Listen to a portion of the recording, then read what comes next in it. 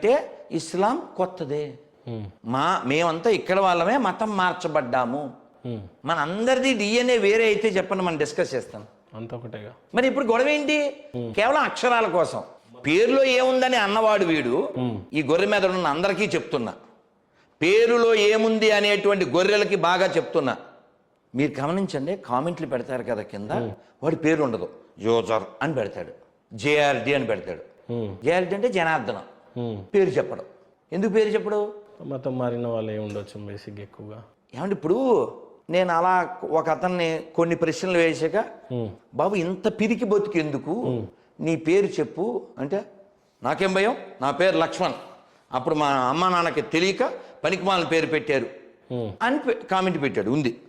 మరి ఇప్పుడు ఆ పేరు లేకపోతే నీ బతుకు మెతుకు ఉంటుందా? ఉండదు. నీకు అడ్రస్సే లేనప్పుడు. పోనీ సనాతన ధర్మం కంటే ఇస్లాం కొత్తదే.